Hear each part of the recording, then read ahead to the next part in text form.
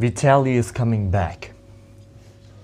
Vitaly got deported from the Philippines. He was serving his 9 months for harassing people in the Philippines. Question for you. Can I give you a kiss? No, I have a question for you. I'm the new general in town, motherfuckers. And he's back now. Not in the US yet, but the charges are gone.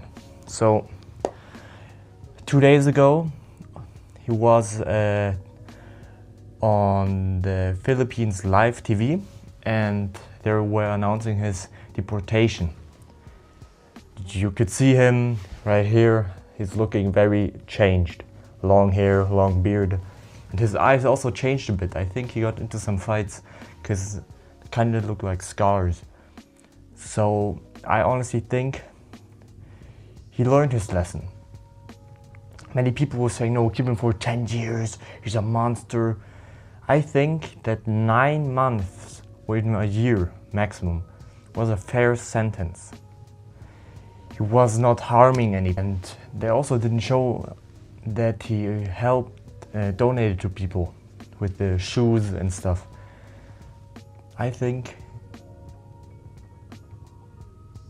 it's a fair sentencing, and it's good that he's back now, at least in Russia. Many people that are saying keep him longer. I don't agree with them. They're pretty wrong, because honestly, there are much worse people that should have been arrested. I also don't give a shit if people are saying you're a fucking clown for saying this. I'm glad that he's coming back home and he's still alive. There were many false rumors about him, which are luckily not true. So yeah, we can see how it turns out. I'm gonna show y'all now the press conference where you can see him and where they are announcing his deportation. Yung Russian blogger na nakulong for harassment dito sa DGC. He has served out his sentence. He is now on queue for deportation back to Russia. So, ang pangalawang topic natin ay yung tungkol sa missing submariners at na isang natitirang suspect na hindi pa na-apprehend.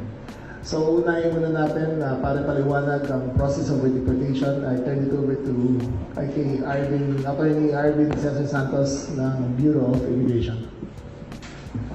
Salamat po, Secretary Remulla. Ang process po ng deportation sa Bureau of Immigration is nag-issue na po ng deportation order against Vitaly Zdorovetsky, ang Board of Commissioners.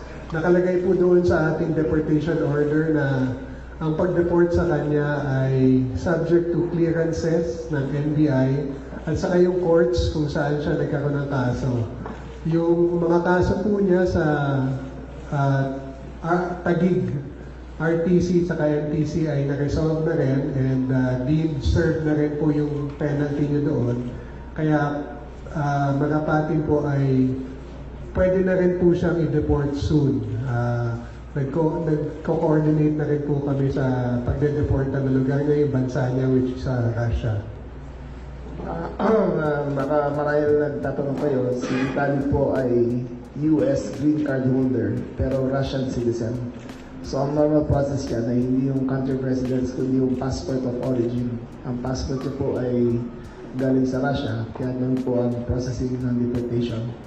Pag nakuha na namin po ang necessary papers para mag-escort sa kanya, ang flight niya po ay magmumula sa Kalibo Aklan, Manila, Kalibo Aklan, diretso papuntang Moscow.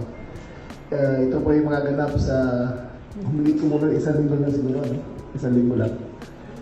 Ito po let this be a reminder to all our visitors here in the Philippines that we always welcome tourists and visitors.